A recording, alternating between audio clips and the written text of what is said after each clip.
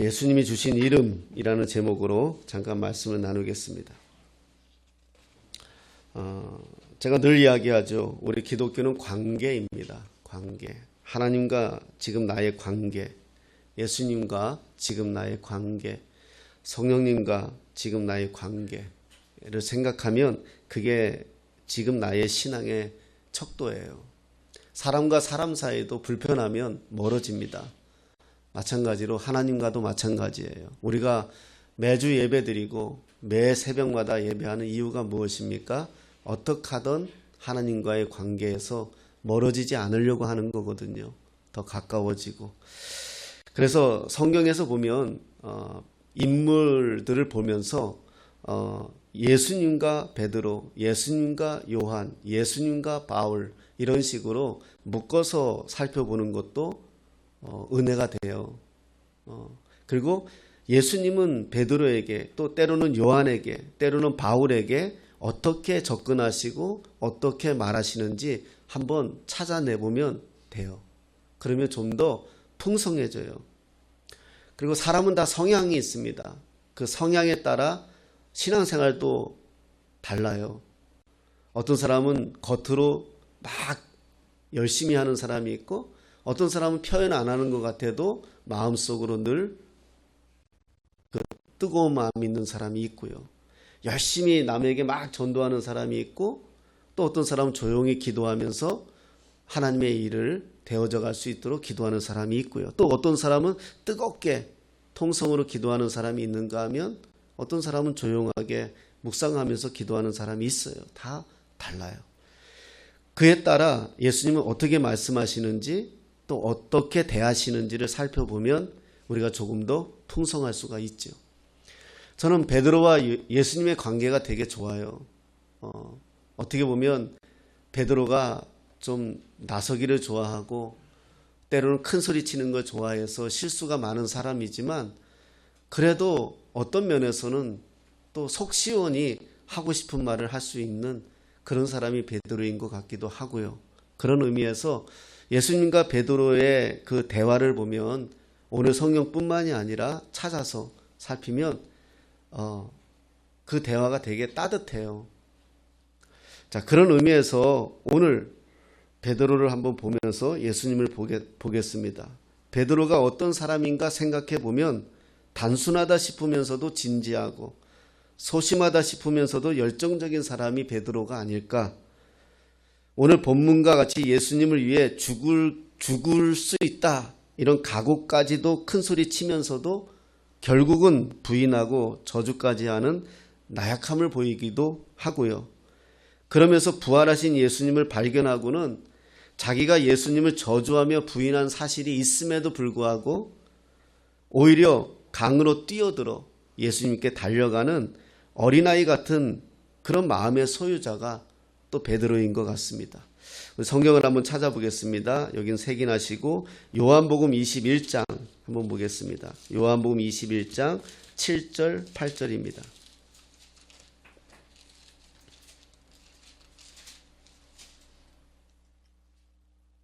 7절 8절입니다.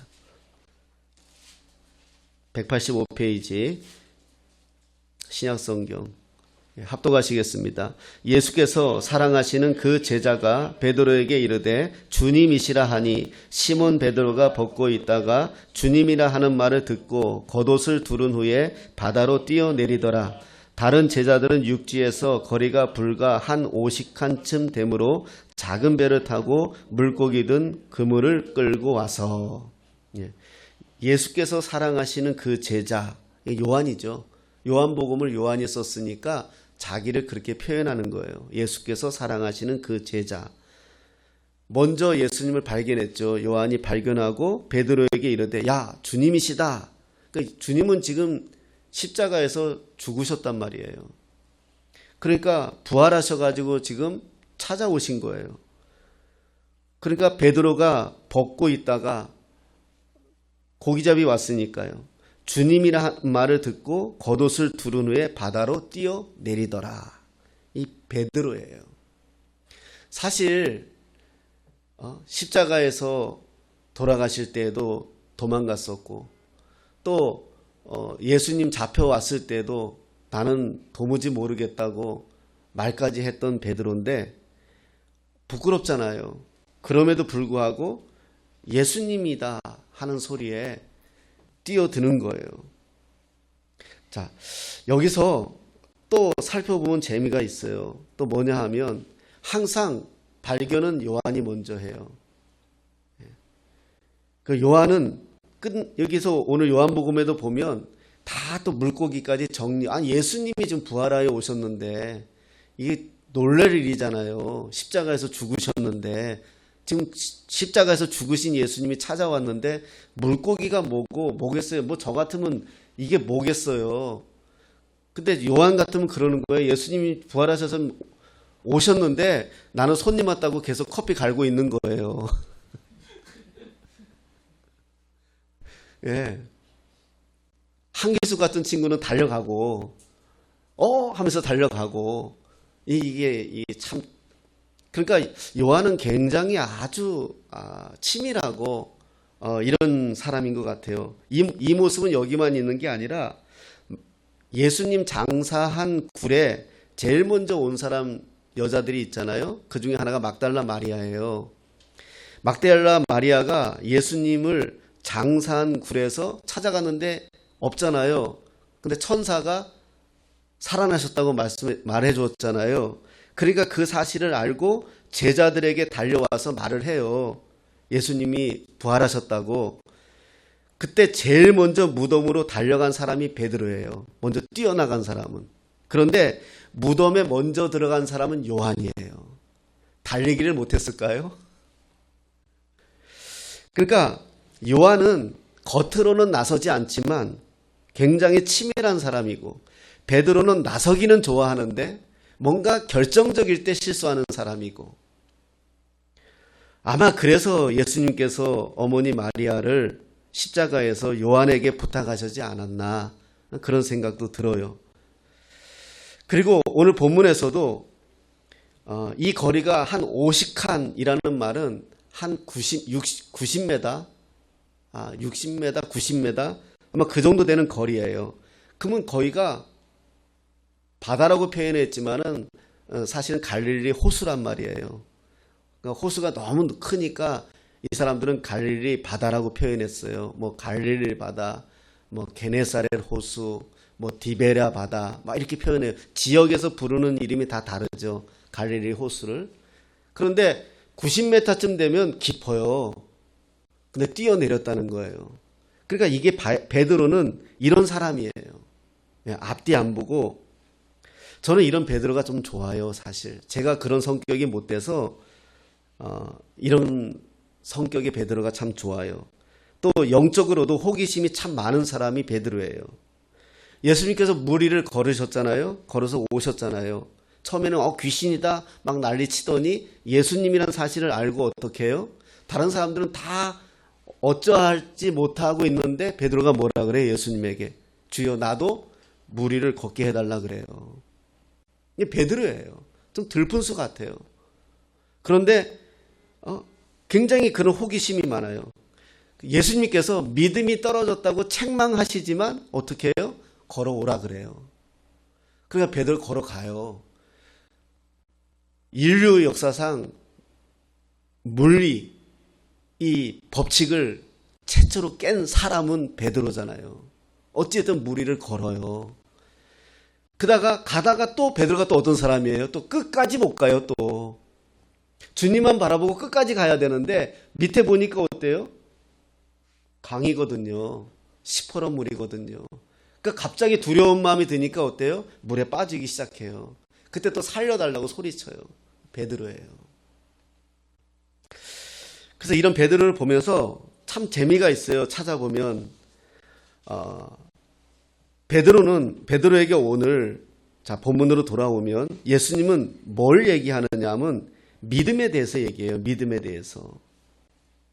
32절에 네 믿음이 떨어지지 않기를 기도했다. 이렇게 얘기해요.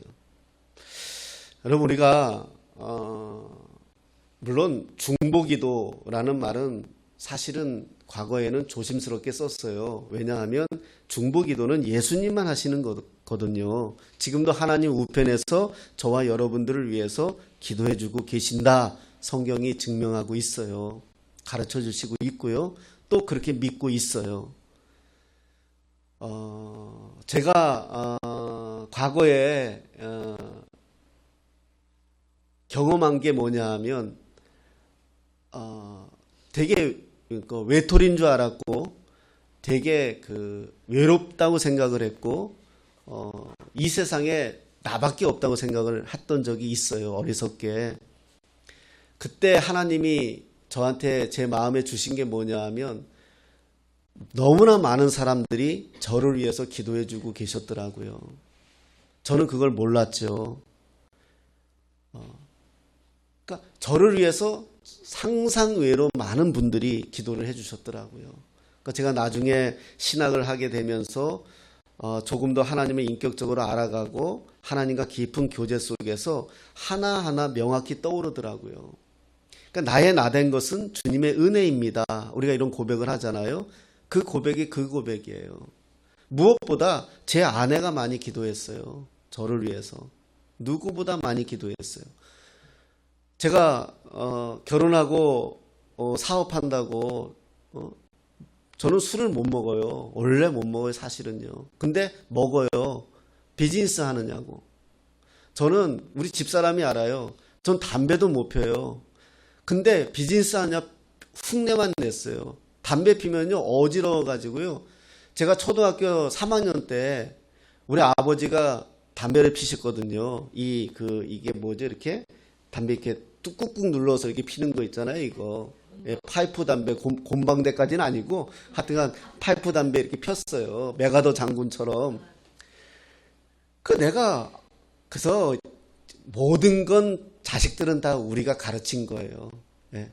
그러니까 내가 너무 멋있어 보이는 거예요. 초등학교 때. 그래서 그걸 훔쳐가지고 옛날에는 화장실이 저희 안에도 있었지만 바깥에도 있었어요. 대문 옆에 이렇게 화장실이 있었어요. 또. 그래서 거기 가가지고 폈잖아요. 제가 초등학교 때. 한 모금 들이마시는 순간 뒤로 자빠졌어요. 그래가지고 기절한 거예요. 그게 이제 발견된 거죠. 그러니 우리 엄마가 우리 아빠한테 얼마나 혼났는데요. 애 하나 있는 거 못 먹여가지고 화장실 가서 기절했다고. 그런 적이 있었어요. 그 뒤로 담배 끊었어요. 그러니까 이게 어지러워요. 막 그래요. 누가 옆에서 담배 피우고 막 하면 이게 그거로도 어지러워요. 이상하게 그래요. 술도 먹으면 얼굴이 빨개져가지고요. 예, 동네방네 다 소문나요. 그런 사람인데 그냥 그래도 비즈니스니까 처자식 먹여 살려야 되니까 그래서 그때는 다 사업하는 게 다 술 문화였어요. 다 술 안 먹으면 사업이 안 돼요. 예, 저녁에 가서 칸이 들어주고 그래서 술 상무가 필요했어요. 그런 시대였는데 그래서 집에 와서 뻗어 있으면 아침에 집사람이 교회 새벽기도 가면서 내 얼굴 쳐다보면서 그렇게 기도했다 하더라고요. 하나님, 저 사람이 나중에 나 새벽기도 좀 데리고 다니게 해달라고. 지금 그러고 있잖아요. 그렇게 기도해 주셨어요. 뿐만이 아니라 정말 많이 기도해 주셨어요. 오늘 여기서 네 믿음이 떨어지지 않기를 기도하였노니. 예.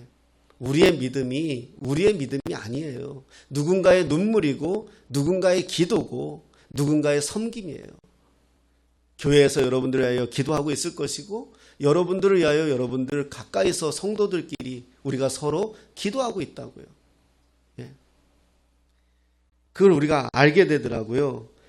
그런데 믿음에 대해서 이야기하면서 의미 있는 말씀을 던져요. 그게 뭐냐 하면 31절에 시몬아 시몬아 이 말씀이에요. 시몬이 베드로의 본명이거든요. 본명이라기보다도 집에서 부르는 히브리 표현이에요. 예, 베드로라는 이름은 예수님이 주신 이름이고 헬라 표현이고요. 그런데 갑자기 여태까지 베드로라는 이름도 주셨는데 여태까지 베드로라고 부르시던데 이때에 지금은 시몬아 시몬아 그래요.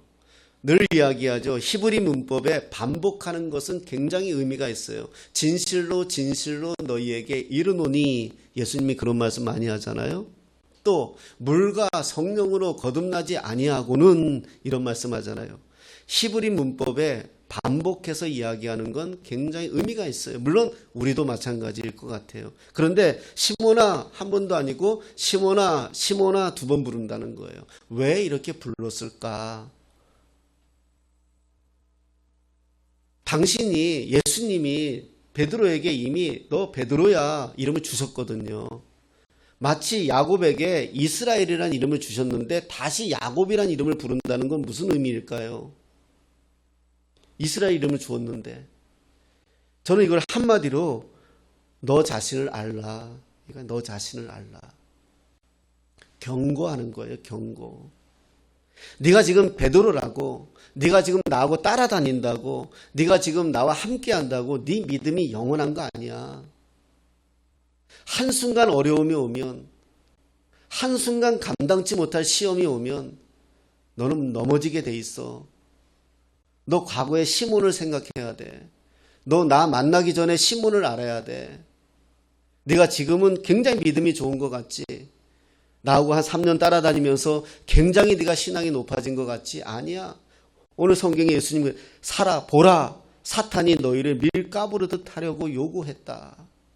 그런데 그렇게 너를 밀가부르듯하게 요구했고 너에게 도전했지만 내가 너를 위하여 네 믿음이 떨어지지 않기를 기도했기 때문에 네가 이만큼 있는 거야.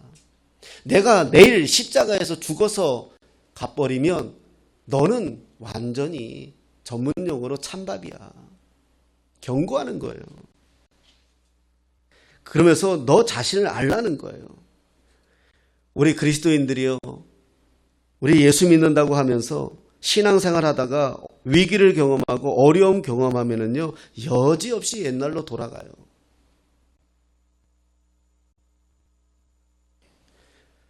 신앙생활 하면서 하지 못하는 이름에 대해 더 아쉬워하는 마음을 갖게 되고요. 이게 사단이 밀가부르듯 하는 거거든요. 야, 너 도대체 왜 그러고 있니? 이 좋은 봄에 놀러도 가야지. 야, 뭐 그렇게 그 고리타분한 찬양송 부르고 그렇게 앉아있니? 하나님이 거기만 계시니? 사단이 밀가부르트해요. 신앙생활에 힘이 없다는 거예요.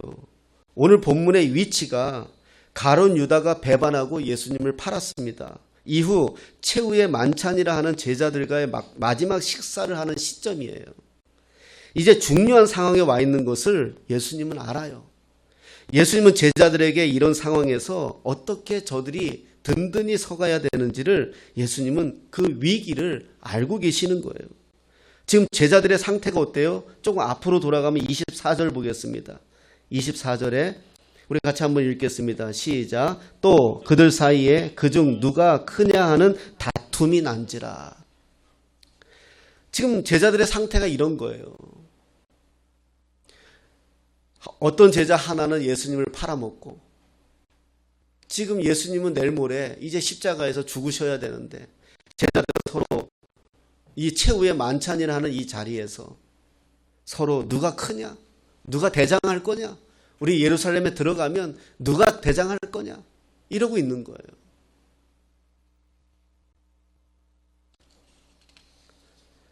(25절에) 예수께서 이르시되 이방인의 임금들은 그들을 주관하며 그 집권자들은 은인이라 칭함을 받으나 너희는 그렇지 않다. 세상 법칙과 예수님의 제자의 법칙이 다르다는 거죠. 27절에 앉아서 먹는 자가 크냐, 섬기는 자가 크냐, 앉아서 먹는 자가 아니냐, 그러나 나는 섬기는 자로 너희 중에 있노라. 세상은 앉아서 먹는 사람이 커요. 그러나 예수님은 서서 섬기는 네가 더 큰 자야, 이렇게 가르쳐 주는 거예요. 우리 주일에 오면 그 일들 열심히 하잖아요. 섬기는 거잖아요. 제가 한 번씩 그 얘기해요. 우리 목사님들 사이에서도 제가 한 번씩 얘기해요. 일부러. 우리 한국교회는 애매해요. 뭐가 애매하냐 하면 포지션이 굉장히 애매해요. 우리가 종교개혁하고 나서 다른 건 다 종교개혁이 되었다 쳐요. 근데 개혁되지 않은 게 하나 있다면 자세예요, 자세. 뭐냐 하면 제가 잠깐 외국에 갔을 때 그 마을 거기에 그 캐톨릭 성당이 하나 있고 루터교가 하나 있어요. 근데 그 동네에서 크지 않은 동네니까 마을 잔치를 했어요. 거기 가면 딱 그런 거 보면 딱 알아요. 누가 목사인지 누가 신부인지. 신부는요 중앙에 탁 자리에 앉아 가파더잖아요. 가파더. 중앙에 자리에 딱 앉아 있으면 성도들이 막 갖다가 줘요. 먹을 거. 뭐 챙겨주고요. 그러면 그냥 다 앉아있으면 돼요. 신부는요. 그게 가파다예요. 하나님을 대리한 아버지예요. 근데 루터교 목사는 어떻게 하고 있느냐? 주방 가서 설거지하고 있어요. 그거예요. 그게 교회예요. 근데 우리 교회는, 우리 한국 교회는 애매하게 있어요. 존중은 하되 서로 섬기는 관계가 돼야 되거든요. 예수님이 그 말씀하시는 거거든요. 제자들에게 하시는 말씀들이잖아요. 제자들이 앞으로 얼마나 섬김을 받겠어요. 사도들인데 예수님 십자가에서 죽으시고 부활한 다음에 어떤 섬김을 받겠어요. 예수님을 대신한 인물들이 되잖아요. 그래서 예수님이 강력히 말씀하는 거예요. 누가 크냐? 앉아서 얻어먹는 자가 크냐? 아니다. 서서 섬기는 자가 더 크다. 그렇게까지도 말씀하시고요. 또 이들을 파송할 때 어떻게 해요? 전때에 돈 갖고 가지 마라. 옷도 그 이상 갖고 다니지 마라. 가르쳐요. 우리가 그게 섬기는 거예요. 우리들의 상급은 하나님에게 있지 세상에게 있지 않다. 이걸 가르치는 거거든요. 예수님의 기도 제목이 뭐냐? 베드로의 믿음이 떨어지지 않기를 바라는 거예요. 베드로는 할 일이 많아요. 베드로가 믿음이 떨어지면 안 돼요. 여러분 우리 꿈꾸는 교회 몇 안 되는 저와 여러분들 할 일 많아요. 여러분들의 믿음이 떨어지면 안 돼요. 뭐 1000명 교회, 2000명 교회 뭐 어디든지 20%의 법칙이 있어요. 저 2만 명 넘는 교회에서도 선교받고요. 1000명 넘는 교회도 선교받잖아요. 20%의 법칙이 있어요. 다 20%만 일해요 원래. 그런데 우리 교회는 훌륭한 건 다 해요. 저는 그래서 자랑하고 다녀요. 1000명 넘는 교회에서 몇 명이 좀 시험 들어도 그렇다 쳐요. 우린 그러면 안 돼요. 그래서 때로는 밤잠을 못 자면서 기도할 때도 있어요. 베드로가 믿음이 떨어지면 안 되잖아요. 수제자인데 예수님께 입장에서는. 그래서 베드로를 항상 데리고 다녔어요. 예수님이요. 베드로가 할 일이 너무 많아요. 믿음으로 굳게 서야 돼요. 베드로 사도는 이때 이 말이 무슨 말인지 잘 몰랐을 거예요. 훗날 예수님이 십자가에서 죽으시고 부활하신 후에 예루살렘이 심한 핍박을 받을 때에 그때 이 말이 기억났을 거예요. 우리가 하나님의 말씀을 묵상하고 설교를 듣는 이유가 어디에 있습니까? 언젠가 삶에서 위기를 만나거나 결정적일 때 그게 힘이 돼야 돼요. 평상시에는 믿음에 대해 잘 몰라요. 다 좋은 것 같아요. 하지만 어떤 어려움이나 실수나 상황치 못할 일을 당할 때 그때 우리의 심령이 주님에 붙잡혀 있어야 돼요. 다윗도 시편 56편 8절에 이런 말씀을 합니다. 나의 눈물을 주의 병에 담으소서. 이것이 주의 책에 기록되지 아니하였나이까. 기도의 눈물도 채워져야 하듯이 우리 심령의 말씀도 채워져야 합니다. 언젠가 내 삶에 힘이 되고 능력이 됩니다. 오늘 주님이 우리의 이름을 부르신다면 어떻게 부르실까요? 저한테 손목사야 이렇게 말해 주셔야지. 야 병훈아 이렇게 말해 주면 경고라는 거예요. 하나님은 야곱에게 이스라엘이라는 이름도 새로 주셨어요. 그렇다면 이 이름은 우리에게도 주신 거예요. 오늘 우리는 영적인 이스라엘이에요. 하나님의 새로운 백성입니다. 한번 생각해 보세요. 주님이 오늘 우리에게 이스라엘아 이렇게 부르셔야죠.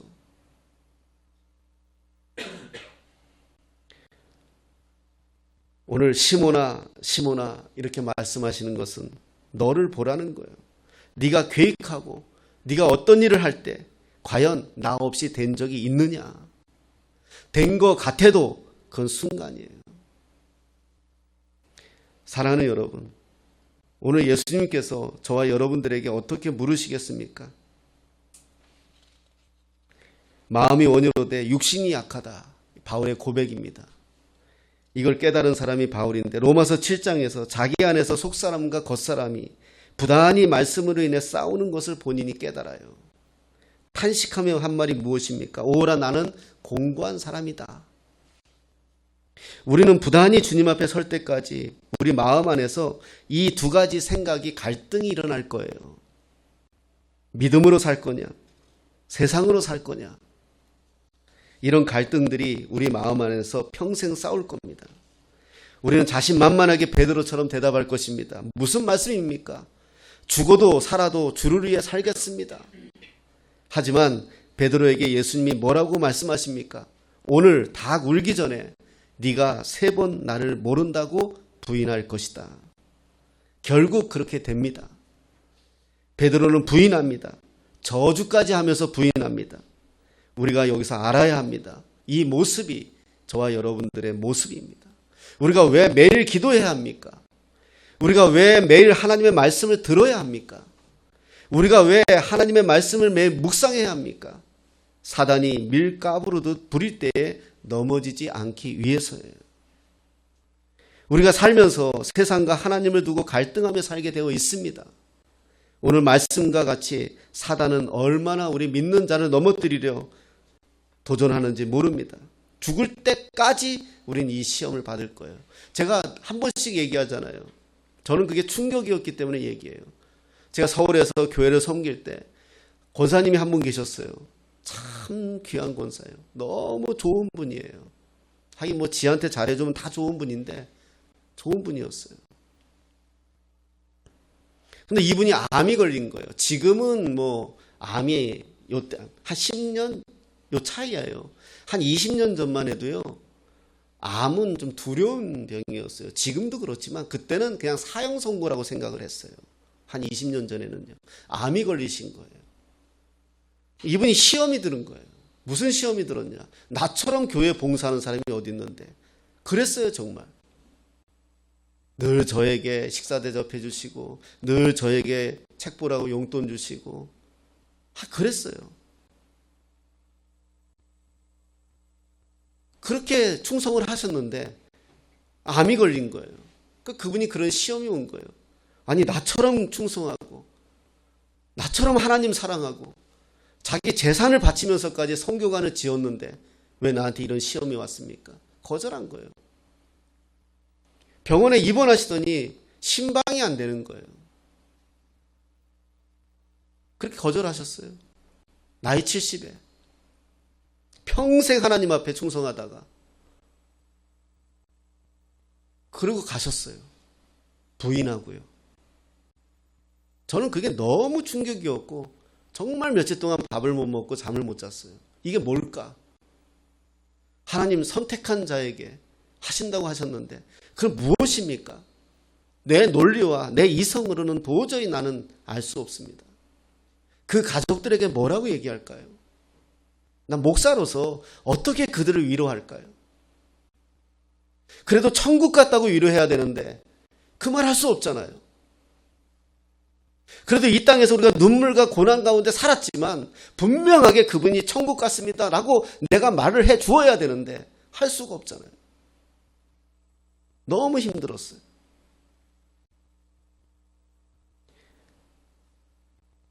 (3년) 동안 예수님이 어떤 분인지를 제자들이 경험했어요.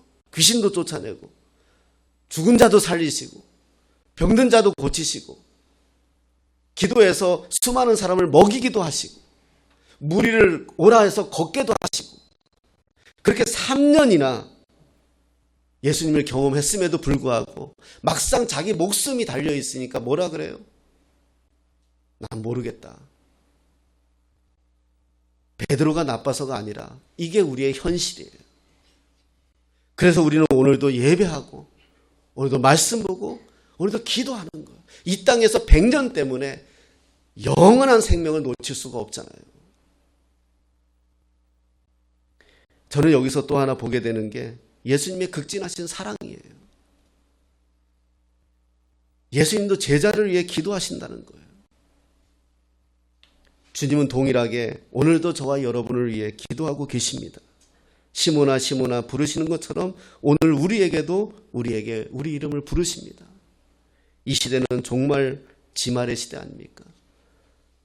그럼 제가 요즘 넷플릭스에서 그 나오는 요즘 뭐 정명석 이야기부터 해서 몇 개가 쭉 나와요. 지금 시리즈로 8편까지 나와요.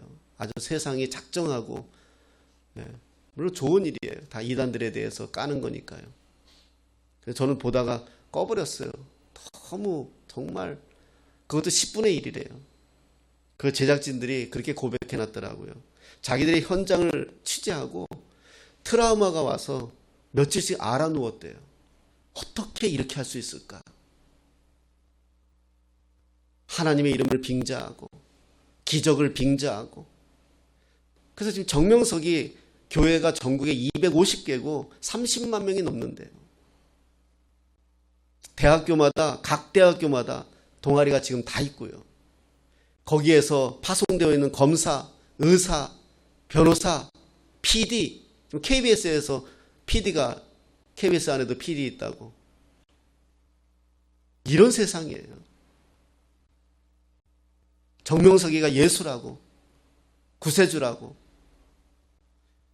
그들이 다 서울대, 연대, 고대 출신들이에요. 정명석이가 처음에 신촌에서 교회 개척하고 대학생들 전도했거든요. 80년대에 우울했어요. 저도 80년대 우울했잖아요.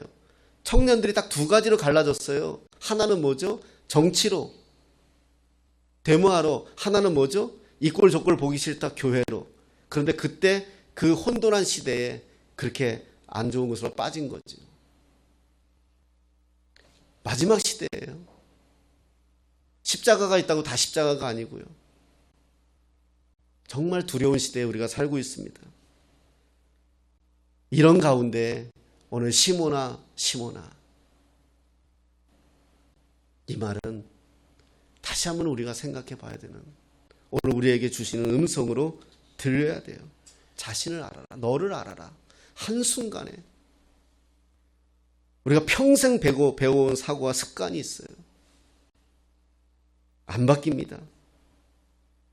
그래서 오늘도 하나님은 말씀으로 계속 우리의 마음을 두들기시는 거예요. 우리 방식대로 우리는 살아가려고 하는 습성이 있어요. 우리는 물고기가 묶여있다가 잡혀있다가 또 잡혀 올라오면 얘 멍텅구리다 얘기하지만 우리 인생이 그런지 몰라요. 오늘 주님은 이 말씀을 통해서 뭐라고 우리에게 말씀해 주시는 거겠습니까? 나를 찾으라. 나에게 물으라. 내가 너와 함께 하겠다. 네 믿음이 떨어지지 않기를 내가 기도하겠다. 너는 돌이킨 후에 이미 다 알고 계세요. 그래, 한 번 넘어진 적도 있고 두 번도 있어요. 돌이킨 후에 네 형제를 굳게 하라. 굳건하게 하라. 이게 우리에게 주신 사명인 것 같습니다. 사랑하는 여러분, 약한 시대에 우리가 작은 것 하나, 큰 댐은 절대 한 번에 무너지지 않습니다. 조그만 금이 물이 새기 시작하고 그것이 버티다 어느 날 번물처럼 터져버립니다. 우리의 신앙도 그렇습니다. 조금씩 편하고 조금씩 우리가 괜찮다 여기지만 그것이 습관화되고 그것이 관습이 되면 어느 순간에 우리의 믿음이 주님이 찾아오시게 되어 있어요. 시모나. 우린 그 음성 들으면 안 되잖아요. 착하고 충성된 종아. 그 소리를 들어야 되지 않겠습니까? 사랑하는 여러분, 다시금 이번 기회에 우리가 기도하시면서 다시금 우리의 신앙이 하나님께 칭찬받는, 하나님께 기쁨이 되는 그러한 우리의 신앙, 정말 하나님의 마음을 시원하게 해주는 그러한 마음 교회, 그러한 저와 여러분들 다 되시기를 예수님의 이름으로 축복합니다.